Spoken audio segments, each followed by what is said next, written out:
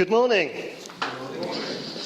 This is actually the last of my Whitley lectures, this tour around the country. This is the sixth and final one, and so I do feel a little bit demob happy, I have to say, but it's a great privilege to be finishing here in a place which has over so many years both taught and thought and practiced ministry with such distinction. So thank you indeed for the invitation and for the warm welcome and hospitality that I've been shown since being here. I do have a handout for today. Does anybody not have a handout? Okay. Anybody else? Right. Unfortunately, all of the actual Whitley lecture, the published lectures, have sold out. Quite what my wife is going to do with 100 copies of them, I don't know, but they are still available, I believe, by mail order, as it were, from the Baptist History and Heritage website, which is extremely difficult to navigate, which is why I've put the information on here. If you want to pick up one of these, please do. What I'm going to say is about half the length of the actual published lecture, so there is a bit more in there, as well as bibliography and so on, if you want to pick that up. And then when I went to Scotland, I was told in advance that there would be some house groups who were there, which panicked me. I thought, well, I'm not really writing this for house groups. So what I did produce was some just simple Bible study notes. And so you're welcome if you want to pick those up as you go, please do so.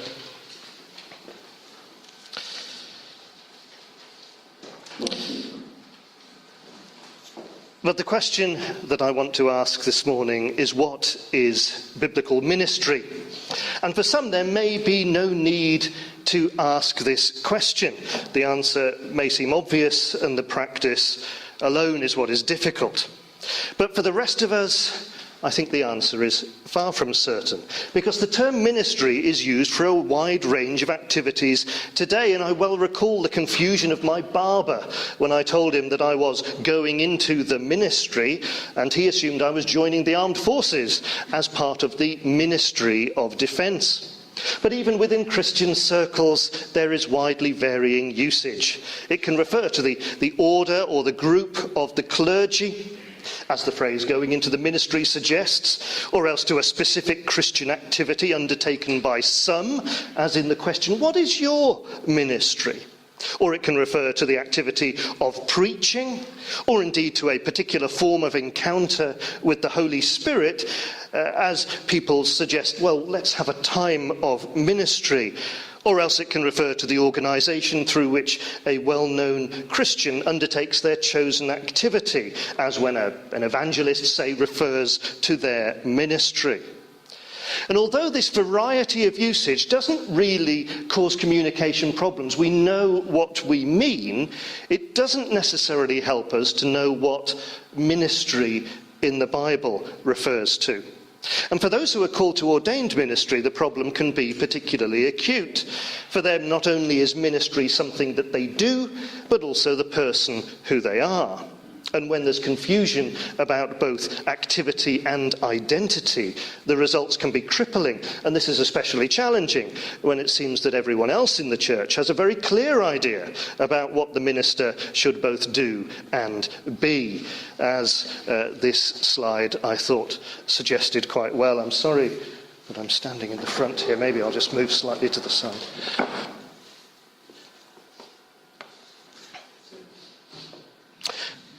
Well, in light of this, and at a time when Baptist unions, all the Baptist unions in Great Britain, are reflecting on ministry and thinking carefully about what the future of ministry might be, it seemed to me appropriate to revisit the New Testament term itself to see whether the way in which it's used sheds light on what the first Christians understood by ministry and how it should be practiced. And we're going to do this by looking in some detail at three passages which I hope will broaden and enrich our understanding of what the word refers to in the Bible. But I actually want to begin by getting you to do some work with a question that I've asked everywhere that I have gone.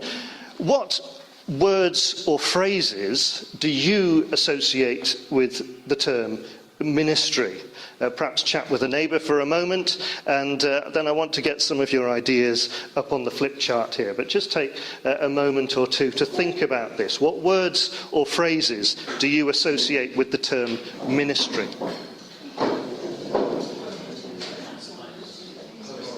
What have I done with my pen?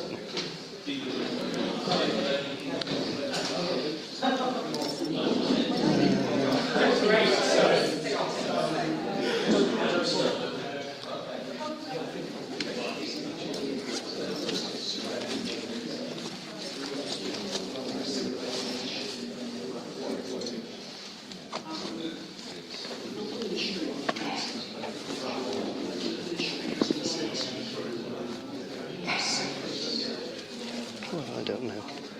Is it in here? Ah.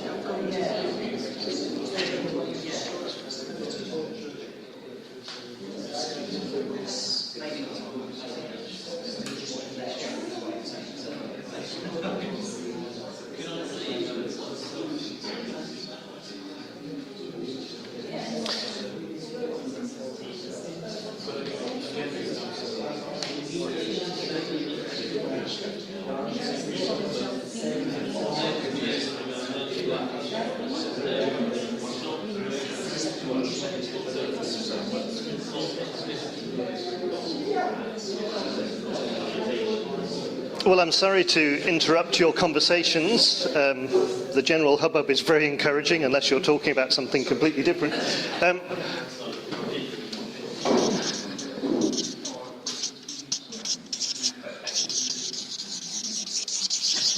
Right, ministry. What words or phrases do you associate with this term? Just call some things out and I'll write them up. Slavery. Slavery, right, okay. You're an experienced minister then. Aha, right. Serving, right.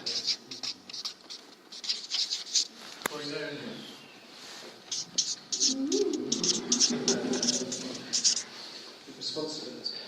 Right,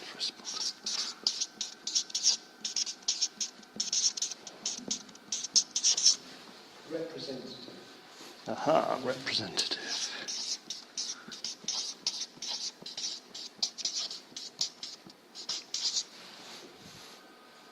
Just the word off the top, bridge. I'm not quite sure where that's taking me, but bridge. Okay, yes. Let's hope it is taking you somewhere. Yeah, yeah, that's right. Any others? Priest. Priest, right, thank you.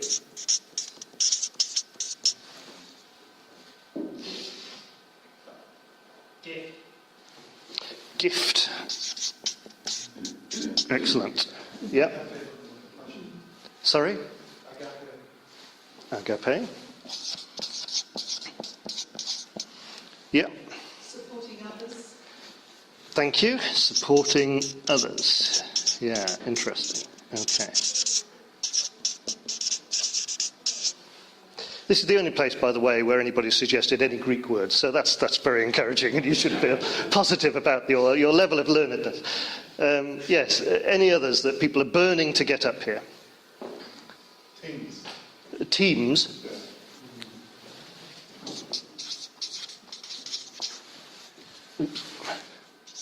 Excellent. Well, that's a really good list, thank you. I've been taking a photo each place I've gone, so here are the others that people have come up with.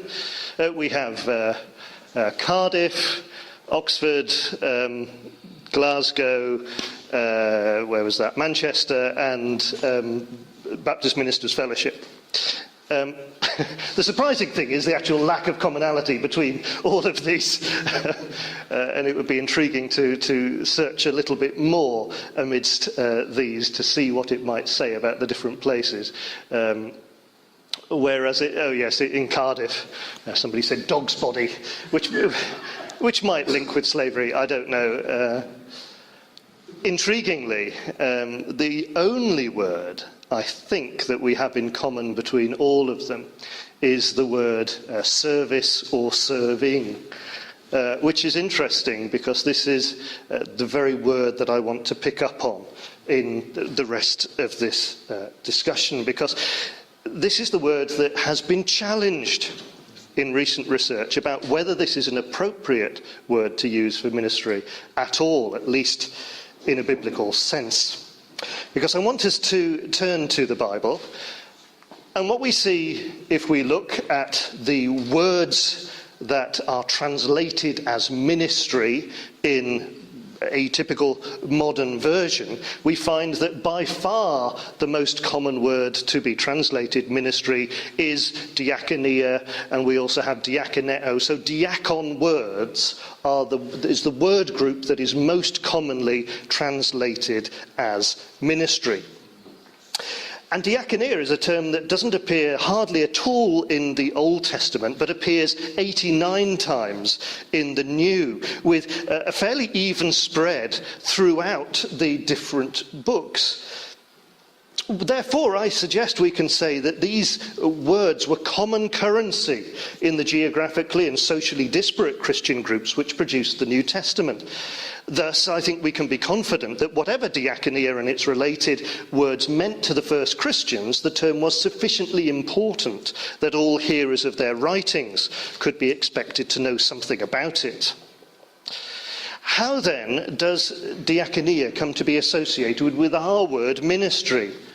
Well, in the Greek New Testament, we have diakon words, and the Vulgate, the Latin translation of the Bible, on every occasion translates a diakon word with a minister word, which, if we pick up an English version like the Authorized Version, then 85% of the time translates a diakon word with a minister or ministry type word. In other words, if you were to pick up an Authorized Version and find a ministry word, then you would be confident that the underlying term would be diakonia, diakoneo, and so on. And indeed, that almost every time you come across one of these words, you will find a ministry word in the English Bible.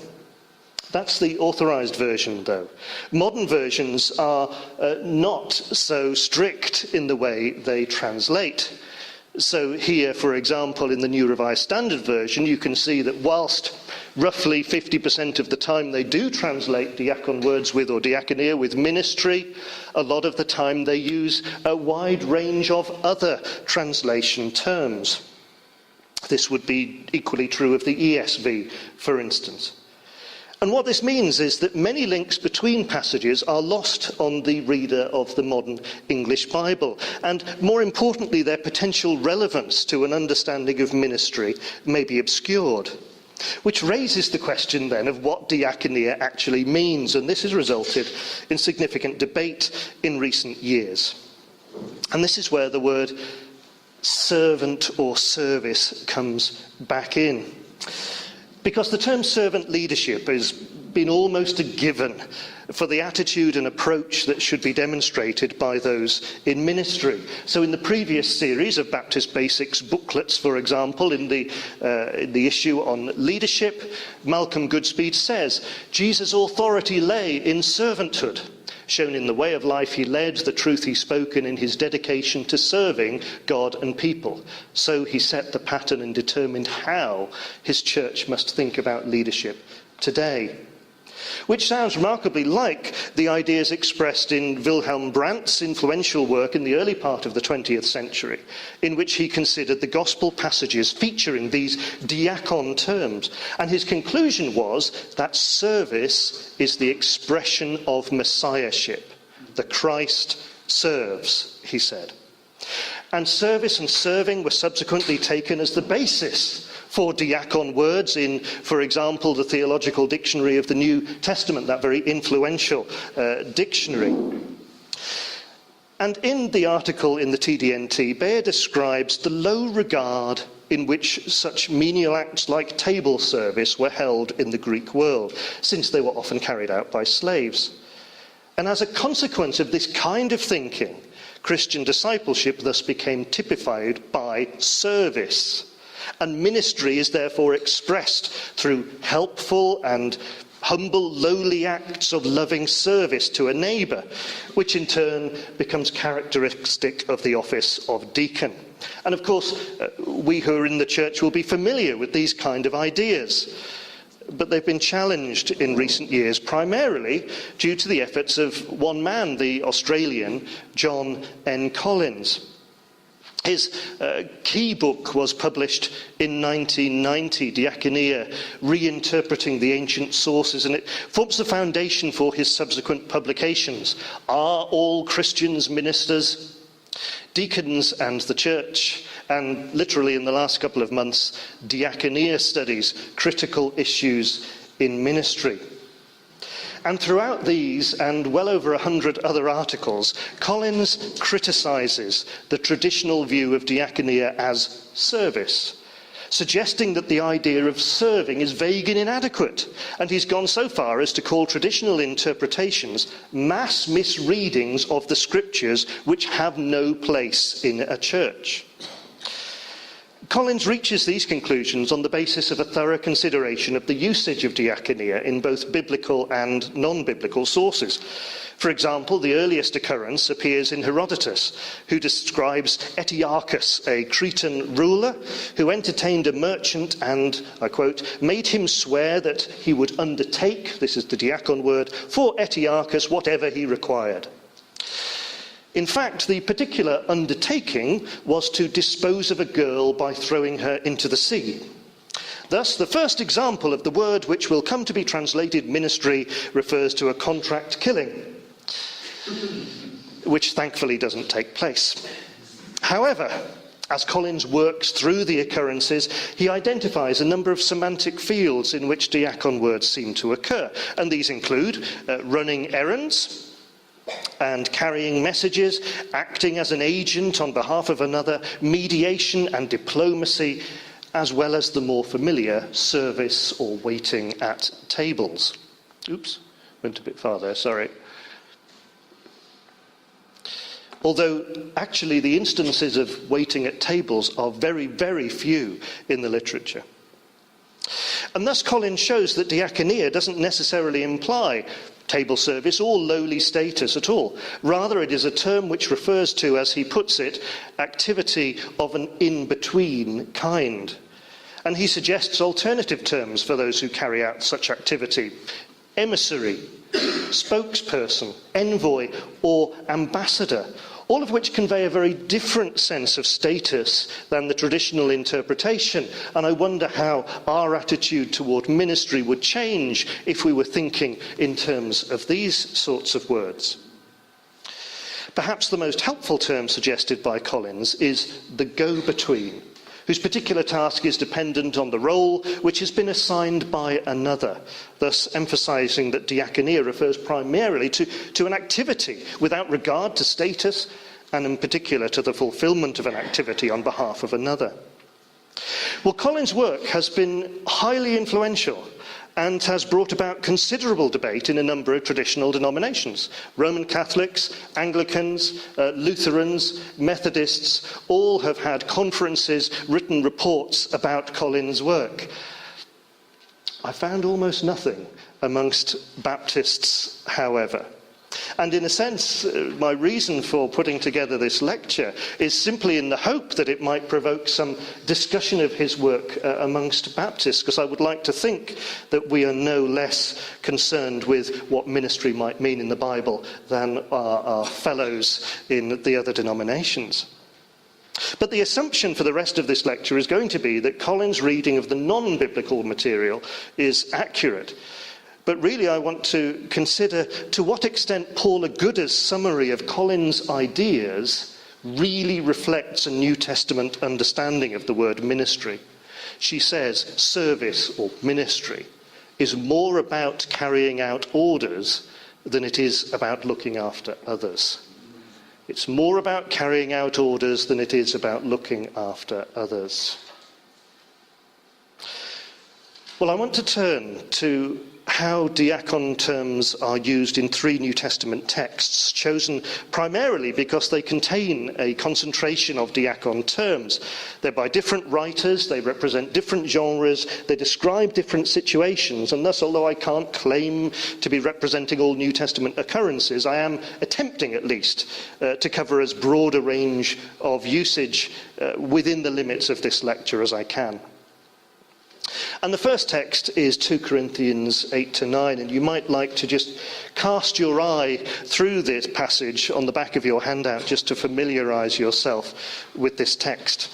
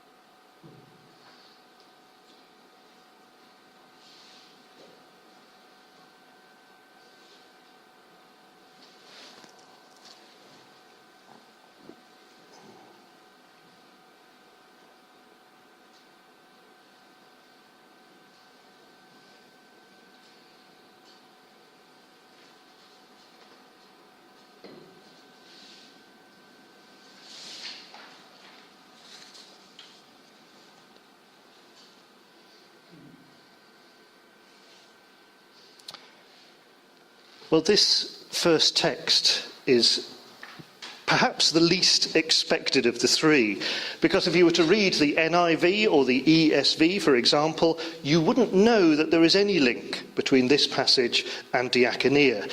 In those versions, there is no mention of ministry at all, because on the face of it, these 2 chapters are not about ministry, are they? But they're about the financial collection that Paul and his companions are making from the churches in Asia Minor for the impoverished believers in Jerusalem. And yet, in the space of 33 verses, all on the same topic, diakon words appear 6 times. And the first and the main occurrence is 2 Corinthians 8:4, pleading with us earnestly for the gift of sharing in the diaconia to the saints. And although this clearly refers to the activity of the financial collection, we nevertheless have a preponderance of theologically loaded terms to describe this activity. There is charis, a gift or grace, there is koinonia, fellowship or sharing, and then there is diaconia. And given that Paul uses these same words so prominently elsewhere in his letters, it suggests to me that there may be a deliberate attempt here to merge what might be considered the mundane, a financial collection, with the spiritually and theologically significant. This doesn't answer, however, what the term means in this context. Collins regards the usage of diaconia here as falling within his general category of running an errand. His point is that Paul will be delivering the collection on behalf of the churches. Yet if the emphasis is on the delivery, it's not at all clear how the Corinthians, not to mention the Macedonian churches, are to share in this activity, because they cannot all go with Paul to deliver the goods. Rather, the activity seems to be that of contributing to the collection itself. And the emphasis is not so much on the delegating authority, as Collins puts it, but on the recipients in their need, in this case, the saints in Jerusalem. Collins' use of the more generic word mission as a translation of diaconia here is helpful, I think, as it emphasizes this relational nature of the activity. But it's not just about mission from, as Collins would put it, but also mission to. It's an activity in which the believers should excel, as verse 7 says, because it can be tested, verse 8. Moreover, the diaconia in which the churches share is mirrored on the generous example of Christ, whose own self-giving serves as a model in verse 9. Well, the next occurrence of diakon words appears in verses 19 and 20 of chapter 8, where the verb is twice used. In both cases, the Authorized Version's translation of administering is often followed by modern translators. Thus, the gift is being administered by Paul and his companions, but he's anxious that there should be no blame attached to them because of this abundance being administered by them. Hence, we have a task which is their responsibility, but which can be undertaken well or badly, and others will be in a position to judge which is the case. For this reason, Paul is very eager to note the credentials of his companions and co-workers, as it is clearly important that appropriate people undertake this important task. Moreover, appointment to this ministry has not simply been Paul's choice, but rather the choice of the churches. So there is a committed sharing in both the undertaking and the success of the mission, and therefore a sharing of power. There's a clear sense that this ministry is not undertaken privately, but there is responsibility both to the churches and to God in verse 21, and the proper undertaking will result in benefit to all concerned. 2 Corinthians 9:1 uses the phrase the diaconia to the saints, and the same comments apply here as in 8:4. However, 9:12 features a phrase that's rather difficult to translate, as captured by the ESV, the ministry of this service, a juxtaposition of diaconia and liturgia. Without going into the details at this point, the repeated emphasis on the testing of diaconia throughout this passage may likewise, I think at least, emphasize the public nature of this activity in this verse. Well, this first passage has raised a number of issues in the interpretation of diaconia, the most obvious being that the term clearly cannot be restricted to particularly spiritual or liturgical activity, and any attempt to do so is to deny a significant biblical example. Paul has no qualms about describing a financial transaction in ministry terms. Indeed, he's perhaps deliberately doing so to emphasize its importance. Moreover, this ministry is a responsibility conferred by others, but very much carried out with the recipients in mind. Thus, it is a transaction involving multiple parties, and the activity itself will bring the parties relationally closer together.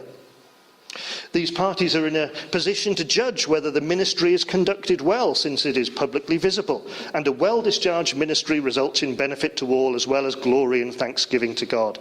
Thus, we have a reasonably balanced power system, where those who carry out the ministry retain responsibility for its success, but are appointed by the senders and answer to all interested parties. Since it is right that such ministry is done well, those of good character are selected to be particularly involved. In this, we've not seen any evidence that diaconia refers to a particular low status, such as a servile status, but rather that the activity being described, in this case the collection, has a status of high importance, which is thus conferred on those who carry out the task. Well, it's been suggested that Paul's use of diaconia here in 2 Corinthians is an extension of its use in Acts 6. And so we turn to this passage, and again you might like to quickly glance through it, although it is rather more familiar in this regard.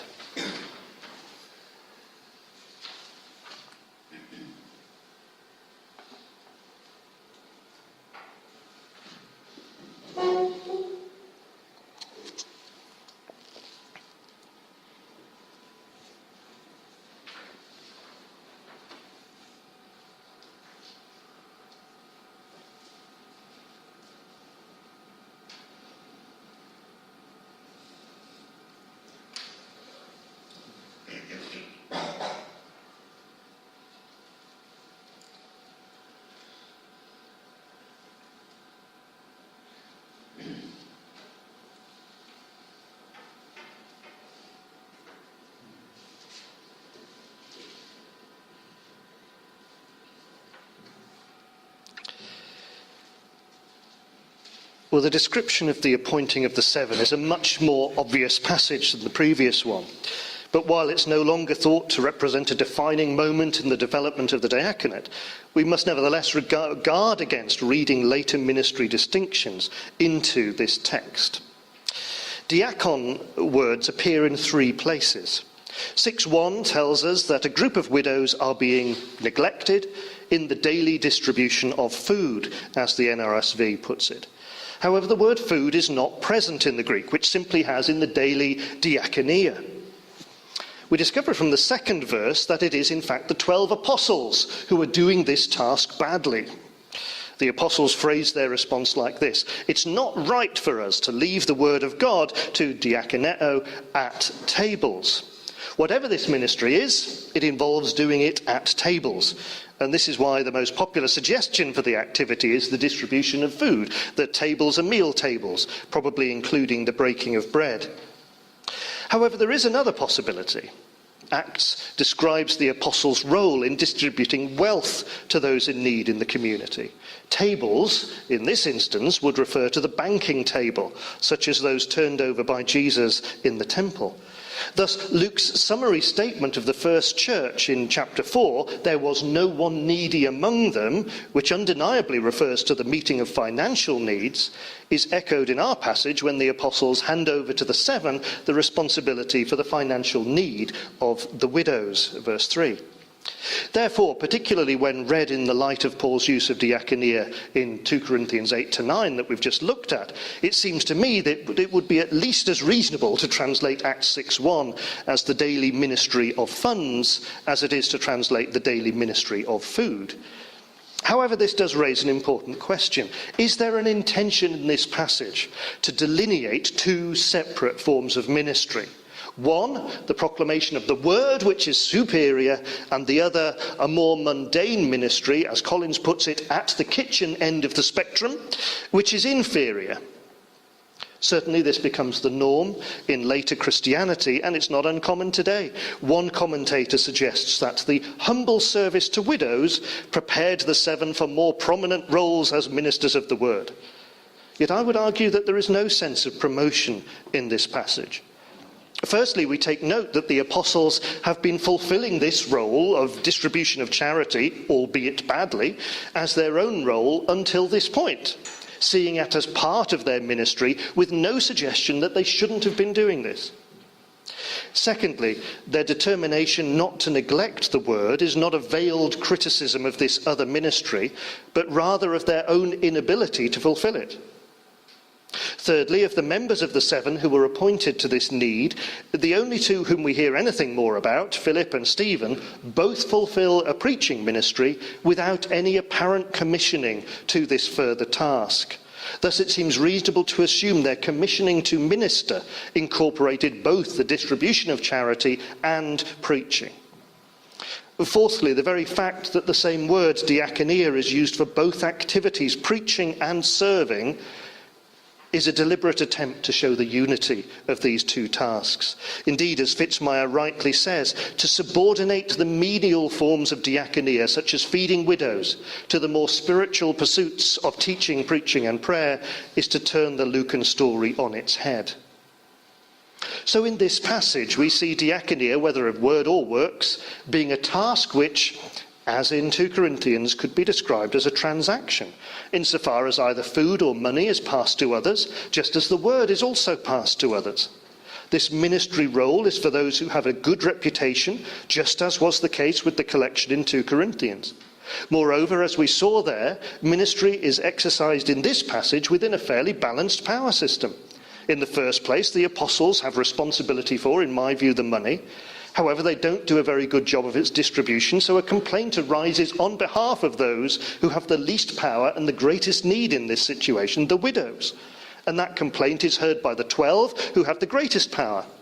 They respond by asking the whole community of disciples in verse 2 to select those who could take over the ministry, verse 3, a community which of course included the overlooked widows. The apostles then appoint these men to this ministry through the laying on of hands. Therefore, we have an interplay between the recipients of the ministry, those undertaking the ministry, and the whole community who provide for the ministry. It's to be carried out visibly so that all the interested parties may ensure that it's done well. And by this means, a potentially damaging division in the early church is overcome, and all parties are drawn closer together in common agreement and purpose. Although quite different situations at different times written by different authors, I suggest there is quite a remarkable similarity in the usage of diaconia between 2 Corinthians and here in Acts 6.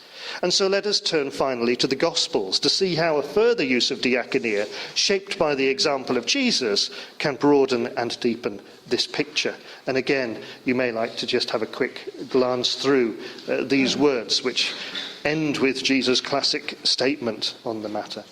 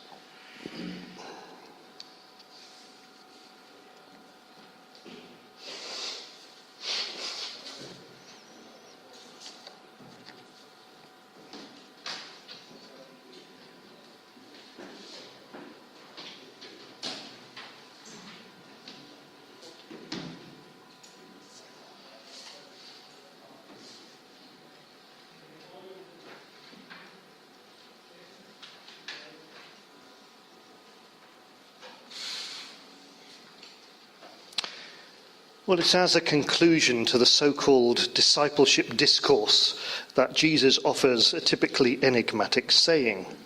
Whoever wishes to become great among you must be your diakonos, and finishes with the famous words, for the Son of Man came not to be served but to serve, diakoneo, and to give his life as a ransom for many.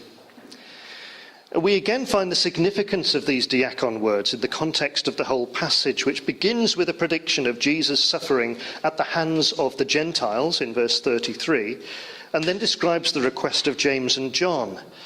The brothers serve as prototypical leaders, seeking a position of privilege with Jesus, being seated at his left and right. Verse 37.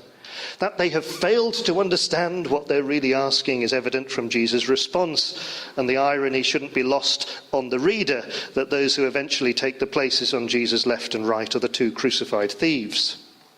Thus, the theme of suffering discipleship mentioned first in the Passion prediction continues in James and John's request. Well, the rest of the 12 are angry with James and John, presumably because they wanted these positions for themselves. And in response, Jesus raises the example of the actions of the Gentile rulers. The verb translated by the NRSV in verse 42 as lord it over indicates violence, aggressive conquest, oppression, and our tyrants over suggests the same. Thus, they're not criticised for being rulers or for being Gentile, but for the way in which they conduct their leadership. In particular, it seems that Jesus' critique is that they exercise their authority with violence and oppression. And when we remember that in the Passion prediction, Jesus said he would be handed over to the Gentiles who would express their rule in precisely this way, we have not simply a generic comment, but one that was of particular pertinence to early Christian tradition and experience. This damning description of the activity of the Gentile rulers is contrasted with Jesus' expectation of the disciples. Verse 43, it is not so among you, Jesus says, perhaps ironically. Therefore, until this point in the passage, there's been a sustained critique of those who seek privilege and who exercise power in an oppressive way. And this has been highlighted by Jesus' own expectation of suffering, coupled with his call to the way of suffering discipleship. And so with this introduction in mind, as it were, we turn to the verses containing diakon words. The saying in 10:43 to 44 takes Jesus' description of the Gentile rulers, called in verse 42, their great ones, and applies it to the company of the disciples. Whoever wishes to become a great one among you must be your diakonos, which is followed by the parallel statement, and whoever wishes to be first among you must be slave of all. In this example of synonymous parallelism, diakonos is directly opposed with doulos, slave. Therefore, Mark expects his hearers to understand the close similarity between these two concepts, and servant, therefore, does seem a helpful translation. However, the translation servant assumes that it is the nature of the relationship that is the focus of the saying. Slaves are in a hierarchical relationship to a master, and so are servants. A further element might be that of perhaps menial activity or status. However, in the context of the passage, diakonos seems to refer to the preeminent disciple being one who does not seek after privileged position, unlike James and John, and one who exercises power on behalf of all for their benefit, unlike the Gentile rulers.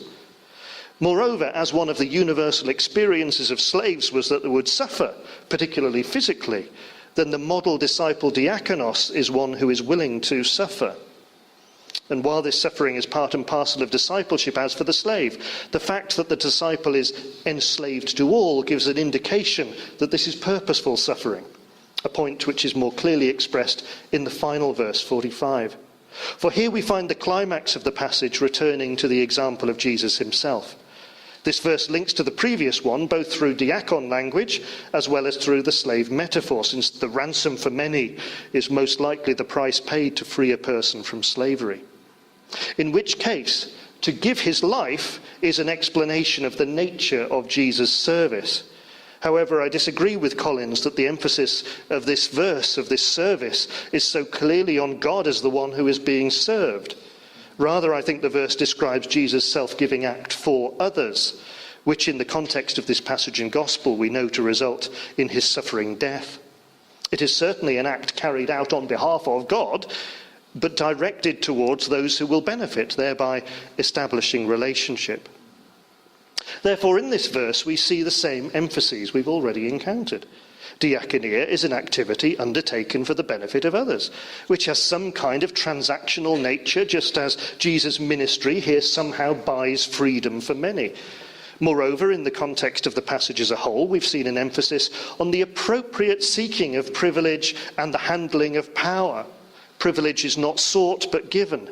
A power is exercised on behalf of the appointees for the benefit of the recipients. I suspect this may have been the dominical motivation for the balanced power systems we encountered in the other two examples. Lowly status does not seem to be the focus of this passage and therefore of the diakon language.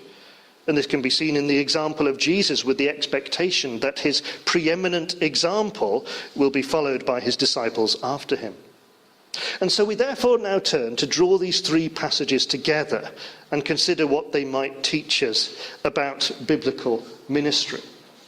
As I look at the list you came up with here, and I'm not just buttering you up because this is my last talk and final opportunity, but I do think that you've picked up on a number of the themes that we've seen in this passage. Perhaps the idea of slavery, the notion of bridge, if we think about Collins' idea of the go-between.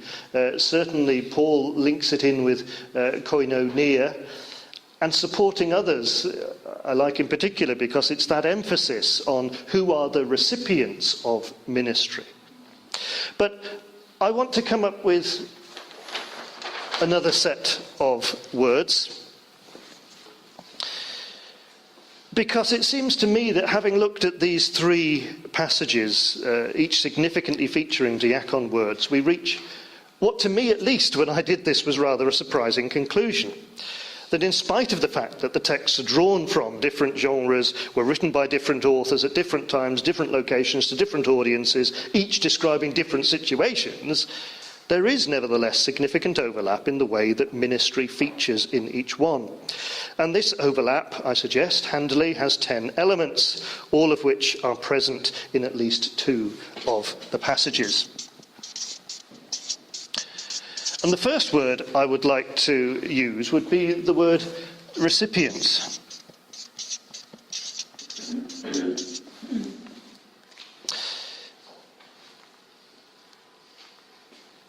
because I think this is one of the most important conclusions.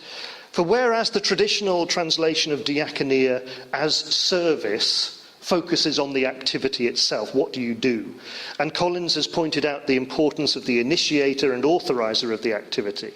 Well, I think in these passages we've seen there is at least as significant a focus on the recipients of the ministry. And these three understandings are not contradictory, of course, but do remind us of the relational nature of all ministry.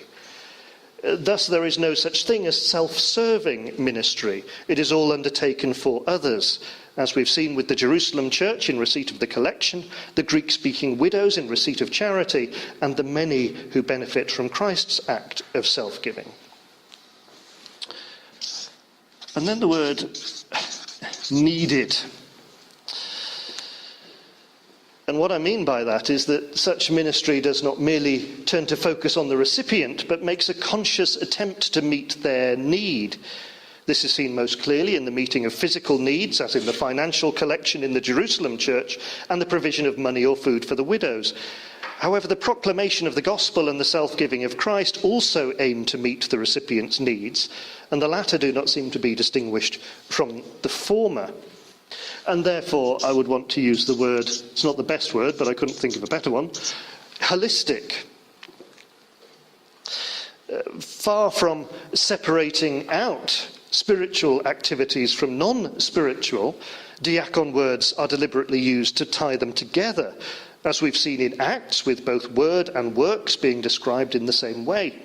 Moreover, Christ's self-giving act is described in concrete, even economic terms, as a ransom for slavery. And similarly, the financial collection, though clearly very practical, can be described as a means of glorifying God in 2 Corinthians, suggesting that any divide between such ministries is an artificial division of our own making.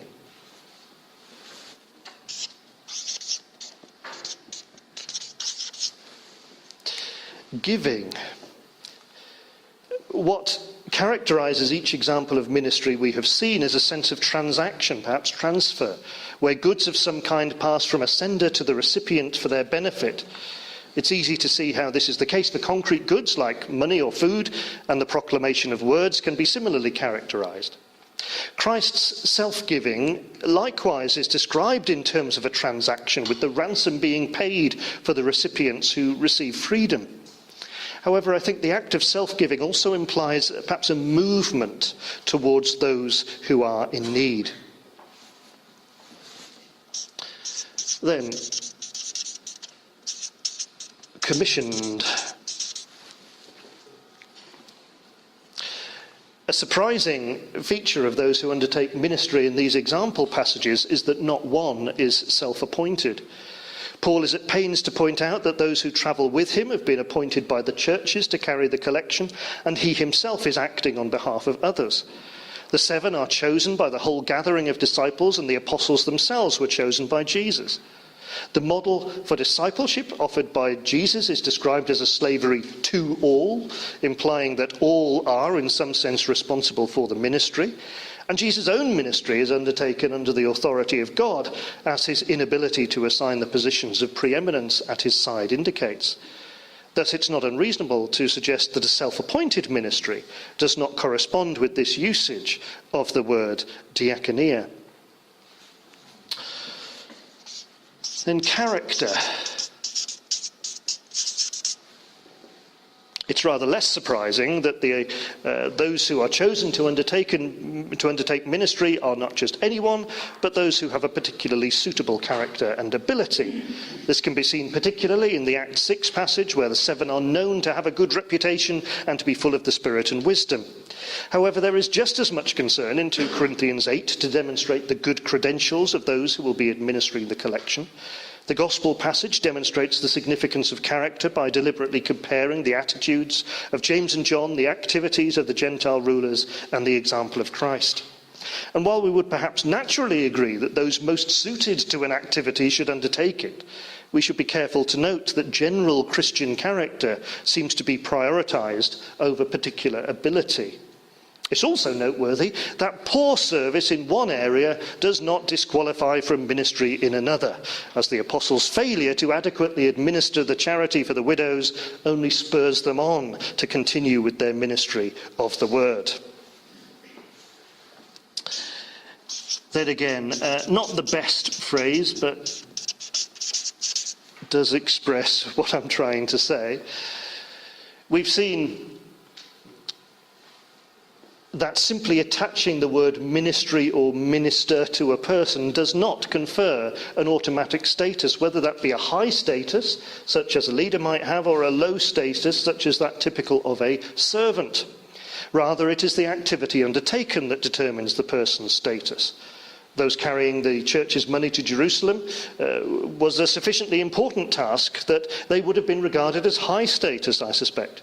However, Mark 10 warns against seeking privilege for its own sake, instead pointing would-be ministers in the direction of the cross of Christ. However, while none of the passages suggest that ministry in and of itself confers status, they also don't demand undifferentiated roles among the disciples, for even the Gentile rulers are not criticised for being rulers, but rather for the manner of their ruling. And then a word which nobody has mentioned anywhere, and yet one which I think we must write up as we think about ministry, whether in the Bible or indeed today, and that's the word power. Because all of these passages considered in this lecture show concern that power should be exercised properly. And this is particularly the case in the Gospel passage, where the oppressive power of the Gentile rulers is contrasted with that expected of the followers of Christ. However, the other passages also illustrate this concern by the way in which the ministry is structured. Acts 6 begins with a complaint on behalf of those in need, which is heard, and as a result, all parties are involved in the provision of a solution. 2 Corinthians emphasises the role of others in judging the success of the collection ministry, which in turn provides motivation for Paul and his companions to do a good job. This suggests that ministry in the church was expected to be visible, so that the multiple parties involved in the relationship were able to contribute to its success, some through undertaking an activity, others by overseeing the activity in a way that was beneficial to all. To put this in a modern idiom, it seems that those who ministered were always accountable to others. Then, relational.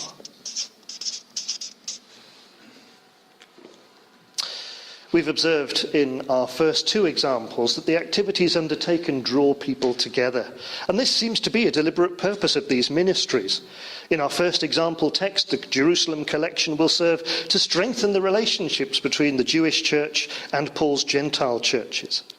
In the same way, the ministry of the seven serves to bridge this unfortunate divide that has developed in the Acts church, just as the ministry of the word by the 12 seeks to incorporate those outside the church within its ranks.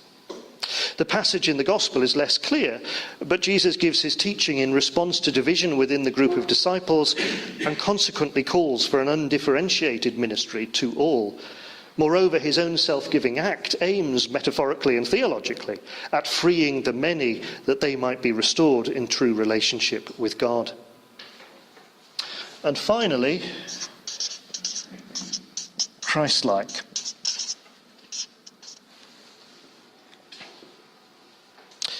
In the gospel example, ministry is clearly to be understood in light of Christ's self-giving act, and particularly his willingness to suffer. Disciples are to model their lives on this example rather than any other competing examples, such as those of the Gentile rulers. This idea is taken up in 2 Corinthians, where Christ's self-giving takes an economic turn and is used as an inspiration for those who will take part in the collection. There is no explicit reference to Christ in the Acts passage, I must be honest, unless the filling of the Spirit is taken, as it should be, as the seven being full of the Spirit of Jesus, as Acts 16 puts it. However, the apostolic ministry, which has until this point included the distribution of charity, is clearly intended as a continuation of the ministry of Jesus, and therefore this ministry too is derived from Christ's example. Well, these 10 features then are illustrative of the way in which ministry is referred to, described and used in the examples we've considered. I can't claim that they apply to every instance of a diakon word in the New Testament, and we should certainly beware of always attempting to read these 10 elements into every occurrence of a diakon word. Meaning is always to be determined by the context. It is nevertheless significant, I think, though, that in the 3 passages chosen there is such a degree of overlap, and I consequently have some confidence that the features identified do not apply to these examples alone. However, what significance, if any, should this have for a contemporary understanding of ministry? And this is the subject to which we finally and briefly turn. I put this painting up, which is the image that comes from the front cover of the published lecture, because to me it speaks of many of the things that we have talked about. But I think I'll just perhaps mention one, not least the fact that we have the cross at the centre, from which all ministry seems to flow. But that this piece of art was produced by Joanne de Polo, an American artist. She constructed the framework, as it were, and then the women of North Olmsted Evangelical Friends Church were the ones who, at a day conference, they coloured it in as a way of expressing their own relationship to one another and to Christ. And this sense of setting a framework within which others work and develop and create seems to me to be quite appropriate for what we've been thinking about in terms of ministry. Because it may come as a surprise, after all that has been said, that at one level I don't think that biblical ministry should determine contemporary ministry. In particular, I don't see that the particular patterns of organisation which we see in the Bible should necessarily be mirrored today. Rather, the church should act in the most appropriate way with respect to the context in which it lives, moves, and has its being. That there is no one pattern in the New Testament is evidence that this was also the practice of the ancient church. However, in our times of change, we do well to reassess our practices according to first principles, which find voice in Scripture. In particular, I think each of these passages we've examined is intended to be an example to be followed. Hence, one of the first observations is that we should beware of restricting the use of the term ministry simply to those who are ordained, as we've seen no clear distinctions in this regard. Collins would take the opposite view on this. However, since our passages are supposed to serve as examples for all their disciple readers, this suggests at least that ministry was open to all. This is not to say that all should undertake the same task, or that all will be suitable. Good character and reputation seem to have gone alongside ability for the task. In particular, those who wish to minister for the status it conveys or the power that it carries, however difficult this may be to discern, should reflect on whether this is truly part of ministry. As we've seen, status may be conveyed by the particular task undertaken, but is not inherent in ministry itself. In the same way, there is no obvious hierarchy of ministerial tasks. Proclamation of the word is not a superior calling to supporting the poor. Indeed, both are part of the same ministry. And it's worth asking whether our ordination and induction services help or hinder these ideas. Then, in considering new ministries, we've seen the importance of a focus on the needs of the recipients. We should consequently find that the most needy communities receive the most ministry. Well, it goes without saying that balancing priorities is difficult to do, not least when these include both material and spiritual needs. However, since ministry includes both, churches should reflect on the greatest needs in their locality and by what means, if any, they could be met. The examples have suggested that ministry is a partnership between commissioner, minister, and recipients, operating within a balanced system of power. If the commissioning body is at least to some extent a Baptist union or association, perhaps through a process of accreditation, then strengthening those links with the minister is important, not only for the sake of the partnership in ministry, but also for the accountability that we've seen in the biblical examples. Therefore, there need to be functioning, meaningful, and cooperative relationships between the different parties. In this respect, it has to be said that the oft criticised independency of Baptist churches does not serve the cause of diaconia well in this case. Again, there may be a case for the importance of such relationships to be emphasised more in acts of commissioning. We've seen that ministry of all different kinds brings people together. Conversely, those ministries which end up dividing the church, let alone driving a wedge between the church and its community, can scarcely adequately be called ministry. There should perhaps therefore be consideration in training and formation, not simply of skills for avoiding and managing conflict, but also for building bridges as a fundamental attitude of ministry. To put it simply, the normal experience of ministry should be of people drawn together. And finally, the call to ministry should not be taken lightly. If Christ's self-giving act serves as an example of what it means to minister, then this is a challenging call indeed. However, it is a call that ultimately is a call to discipleship. Therefore, the call to ministry should not be seen as a call to go above and beyond what is expected of the ordinary disciple, but rather that ministry is a way of expressing model discipleship, a gift to those who receive it and a witness to God's gift in Christ Jesus. Well, in these brief reflections, I recognise that perhaps I offer little that is new. Indeed, I could be accused of simply reading contemporary Baptist practice back into the text, just as I suspect Collins might be accused of doing the same with respect to his own Roman Catholic Church. Yet I hope this examination of the use of diakon words serves to focus attention on what we mean by ministry and what we do not. In the written lecture you'll see on the handout, I go on to talk about possible alternative translations for diaconia, but I don't intend to talk about this morning. Which means that in this lecture we've explored biblical ministry through 3 passages drawn from different parts of the New Testament. Building on the important work of John N. Collins, but disagreeing with it in parts, we've seen that even though each passage describes a quite different context, there are considerable similarities in the way that the diakon words are used and the ways in which the ministries are described. In particular, we've seen a focus on the relationship with the recipients, with ministries seeking to meet their needs and thereby drawing people together in a framework where power is shared. The ministries of word and works are not separated, but are both in some measure practical imitations of the self-giving example of Christ. I offer this lecture in the hope that it might stimulate some creative, contextual thinking about ministry today, and trusting that such ministry will likewise bear the hallmark of the diaconia of Christ. Thank you very much for patiently listening.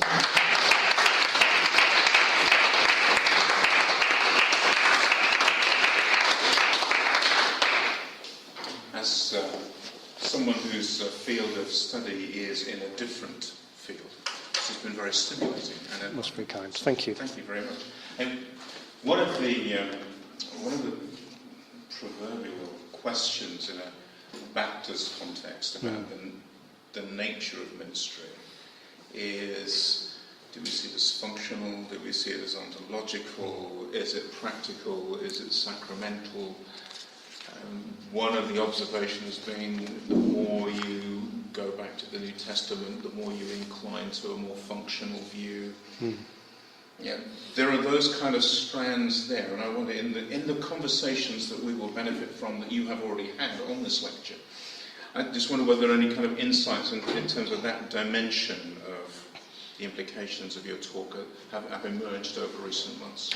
Well, do you know, this was a question I expected to come up, and this is the first time it's actually come up. But you're right. For me, what I think I see in the New Testament is, as you rightly point out, more of a functional emphasis on ministry. It is about what these people do, what they are called to do, and I rather think if there is some sense of ontological change, then it happens at baptism. This sense of, if anyone is in Christ, new creation, it's there rather than in some kind of commissioning. Nevertheless, I think Christ's own ministry, as we saw it in the Mark 10 passage, is described in functional terms. It's what he does that is significant. Nevertheless, we operate in different contexts. And as I said, I don't want to insist that the only way in which we should understand ministry is what we see operating in a first century context. We have a situation in Wales at the moment where the church in Wales, the Anglican Church in Wales, is wrestling with what we do with an understanding of ministry in light of the fact that some people are going to be ordained to a very local area, indeed to an actual church itself, which means that they will be able to officiate within that local church, but literally, as soon as they go out of the door, the sense will be, well, they are no longer ordained, which raises all sorts of peculiar ideas, and people have said to me, well, what does this mean? Do you put a dog collar on once you go through the door but take it off again once you go out? But I think that really what all of these changes that are going on in ministry caused by our context mean that we need to think how does the ministry that we see in the Bible, how does that get reapplied, re-understood in light of the challenges we face? So it may be that an ontological understanding of ministry is an appropriate contextual response perhaps to Christendom. It may be that it's less appropriate in a post-Christendom age. That would just be some of my reflections, but I would say in terms of the New Testament, the emphasis is much more on functionality. But yeah. Thank you. Coming on from that, the Church of England in Southwark had exactly the same problem. Right. They ordained men. It was men still then, Anglican, as ordained local ministers. But then, they're a minister. But then if they move, because they have an ordinary job, not the ordinary job, Yes. then it's a bit pointless, isn't it? So after about 5 years, maybe 10, they dropped it. And simply ordained people in that case to a self-supporting ministry, or a non-stipendiary ministry, or ministers in secular employment. Different dioceses use different terms. So they'd gone down that route and found it didn't work. Just interesting to see it happen. Yes, there you are. Thank you. Yeah. Thank you very much. It's a pleasure. I'm an Anglican. You have opened up a whole realm of new thoughts for me, and I think that there's something in your Acts passage which illustrates a number of your angles on ministry, and that is a long time ago. F.F. Bruce was one of my favourite theologians, brethren himself. He pointed out that the names of all the people chosen in the Acts passage are in fact Hellenist names. So you have the apostles saying to the community, who do you want? And the community, in a sense, is ministering in this way to the neglected people by choosing those out of their own number to supervise everything. Yes, absolutely. There have been those who've suggested that, some of these names are quite common, so it doesn't necessarily mean they're coming from that background. But personally, I like to think that that is the case because, yes, it would make perfect sense, I think, and show a remarkable freedom in terms of the power structures within this early picture of the church, that, as you say, those representatives from that, we might even use the word overlooked, even perhaps oppressed group, are able to come and take over this leadership role. So, yes, thank you very much for pointing that out. Thanks, Ed. Really enjoyed that. That was very, very helpful. I suppose it's a comment and then a question. I'm increasingly finding the distinction between ontological and functional fairly odorous, or not helpful. There's a theological reason for that, and that is I think that because what we're called to be as disciples is that our being is reflected in our action, and our action equates to our being. in the sense that is who Jesus was uniquely. Yes. And that is how Paul used it. So the language of discipleship seems to me really important here. And so I suppose the question I'm then tussling with is the practice of ordination. Because I do want to say that when we lay hands on people and pray for a gifting of the Spirit, we do that for a reason. Actually, something happens. So I suppose where I'm tussling with is, I'm not sure there's even a question at the end of this, it's the reflection of where I'm going in my tussling thinking, but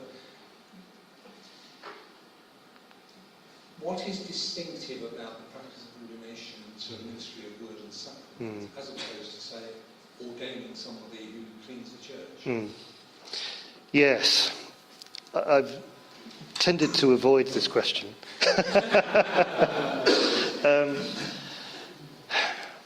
Well, I think if we were to carry on down the road that I'm on here, at least, that I would probably want to say I'm not sure there is a great distinction, because I don't see that distinction particularly within the New Testament. That seems to be the logic.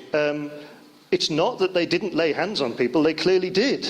But, for instance, they laid hands on people to do tasks that are not necessarily what we would call the ministry of word and sacrament. And so I rather think I might want to use the phrase commissioning, maybe than ordination, but only because of the particular baggage that comes with ordination when we talk about ordination. But this sense of commissioning to a particular role, which the Holy Spirit then imbues, what shall we say, perhaps gifting, perhaps power, perhaps grace. I don't really know what's going on, but like you, I want to say that something is going on. And clearly in the New Testament church, they thought something was going on because they carried on doing it. But it doesn't seem to me to be something that is restricted simply to those who are going to perform what we would call today a particularly ministerial function. Please. I was just wondering if you could comment briefly on, because you talked about how ministry is both conferred and how it leads to being accountable to others. If you could comment on how that was effective in the relationship between elders and deacons, and in terms of both conferring authority and in terms of the attending. How does that go?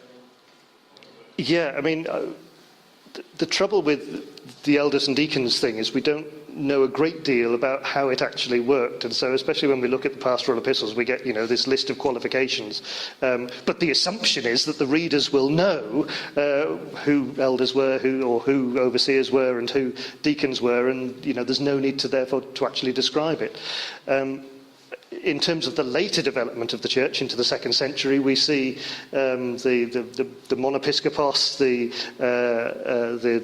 bishop-type figure who oversees deacons, who in turn are responsible for particular tasks. Clearly, I think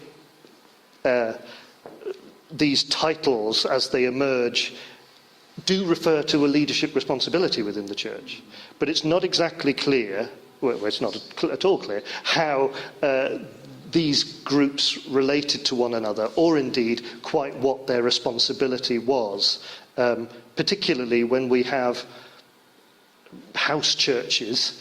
Was it some sort of household role that was going on here? So, unfortunately, I'm not sure I can really answer your question, I'm sorry. But we do see a development of it into the 2nd century, into the post-biblical period. Yeah. Just following on Graham's point, I think what you said about biblical ministry does not separate spiritual activity from mundane, which is what we're talking about. Would you say an ideal situation, maybe taken from the Acts 6 passages, that those who might be considered to have spiritual leadership should have practical skill, and those that have practical skill in the church should really have a spiritual maturity to conduct that work? That's a nice way of putting it. In a sense, perhaps what I would like is that the risk is, and perhaps in talking about ordination, the risk is that what we do is, or what I'm suggesting is that we're pulling down the importance of ministry and those ordained to word and sacrament. We're saying, no, it's not important, it's no more important than anything else. I think what I'd rather do is raise the importance of these other things and say, actually look at the way in which God, as it were, chooses to use all of these different things as part of this expression of ministry that we see preeminently in Christ.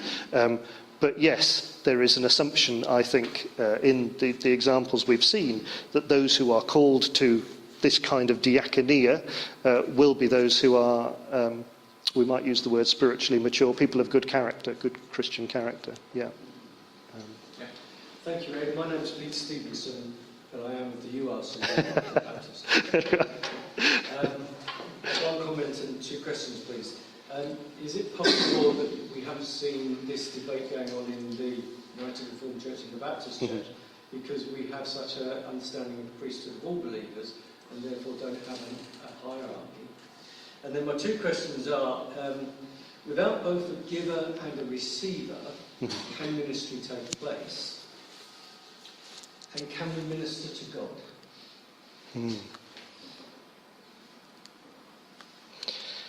God?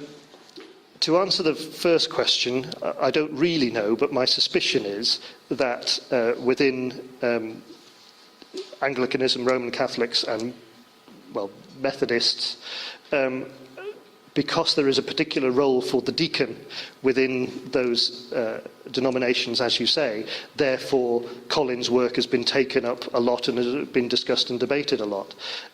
Within the Lutherans, it's because their charitable wing is called the diaconie, and therefore the fact that Collins is challenging diaconia as a kind of service has been a real issue for them.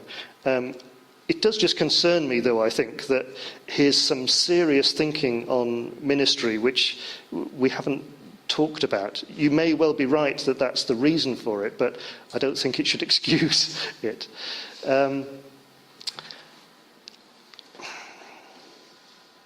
In terms of the passages we've looked at, I think I would want to say you do need a giver and a receiver in terms of ministry.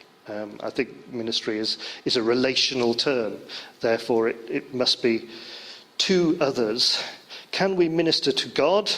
I guess we can. I think the challenge with that, of course, is does God have needs which need to be met? Probably on dodgy theological grounds here, but in some sense, if ministry... Yeah, well, exactly. In some sense, if this is about relationship, then I would kind of want to say yes, but I probably ought to think about it some more before underlining that and putting full stop on the end. So. I think in your 10 criteria, you've implied in the words "in the church" at each point, but you haven't actually said that. If we were to apply these criteria as you stated them without that defined phrase, where does secular work sit as ministry? Yeah. I wish that we had some biblical examples describing something that goes on outside the church, but we don't. And so I can't say for sure, well, look, this clearly also refers to that which goes on outside the church. On the other hand, Christ's ministry, in a sense, is outside of the confines of the community. It is for those who are outside, if I may use that kind of unfortunate language. And so in that sense, I think we could at least extrapolate to talk about ministry in these terms for that which is done for others, to meet the needs of others, and therefore we can perhaps, just as I would want to raise, for instance, the value we might place on distributing funds to widows within the church, so I think perhaps we also ought to raise the value of that which goes on outside the church as well, which also fulfills these things for God. Yeah. Thanks. I really appreciate what you had to say. Thank you. I think my question is more about the broader context in which biblical ministry or ministry in general takes place. Mm-hmm. Perhaps you've covered this in your actual written lecture. You didn't have time to address it today.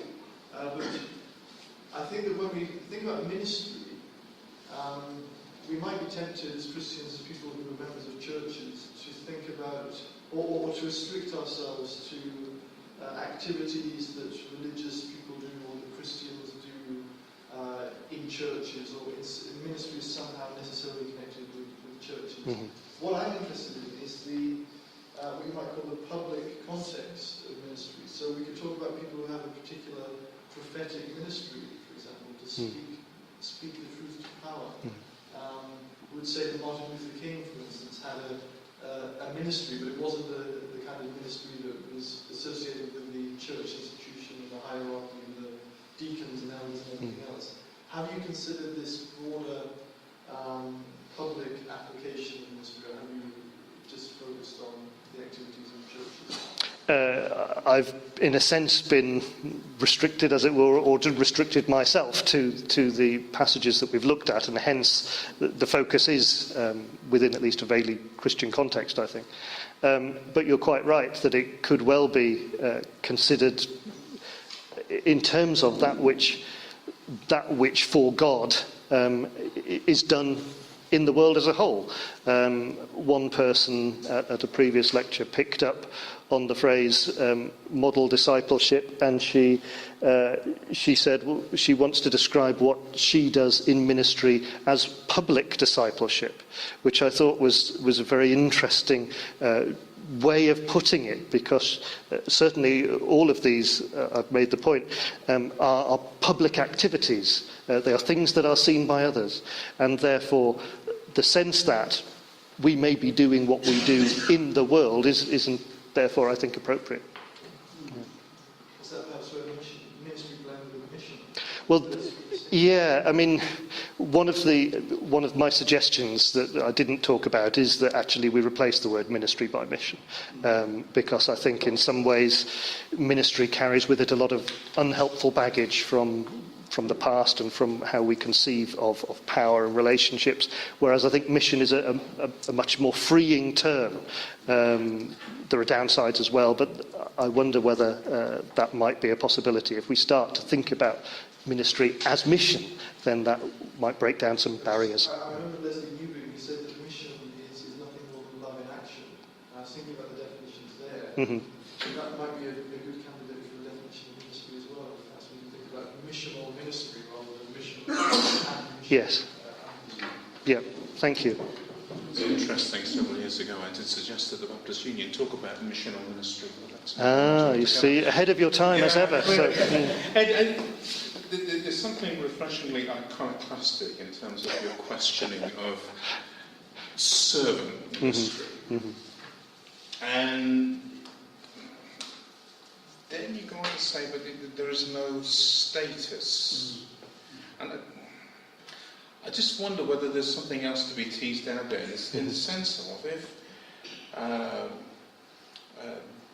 in Acts 6, those who are set apart because they're of good reputation, full of the Holy Spirit and wisdom, and they are set apart. Is there not some status in the recognition of those characteristics to then be deployed to exercise that kind of ministry?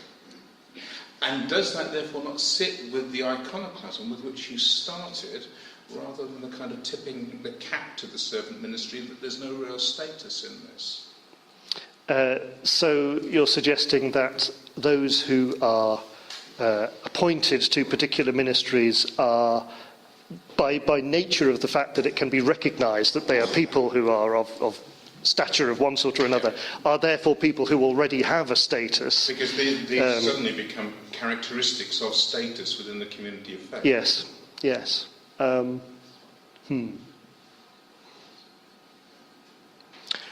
sounds an extremely good idea. I'm just trying to think.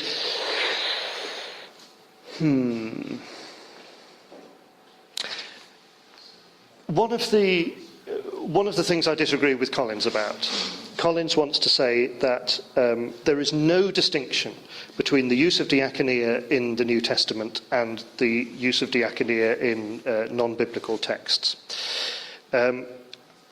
It seems to me potentially possible that within the New Testament we see diaconia starting to be used, if I may put it this way, in a Christian way.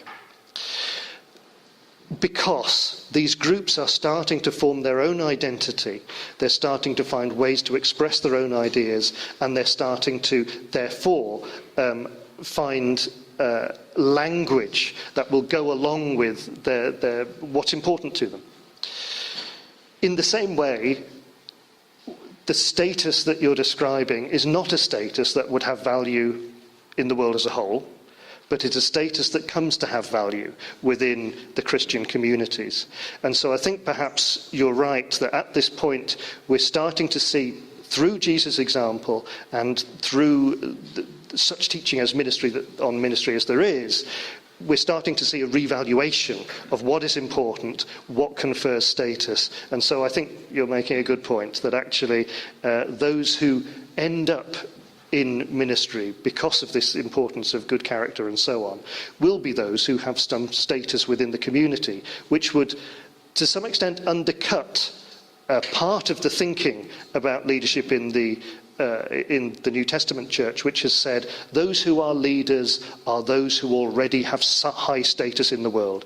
Those people who are important, who have a lot of money, for example, those are the people who are leaders. Well, perhaps there's something in that, but also, as you say, we see a revaluing of what's important and therefore what confers status. So. But then when you look to grasp the status within the community of faith, you then lose it because you've sought to grasp it. Yes, that's right. It becomes self-defeating. Yes. Yep.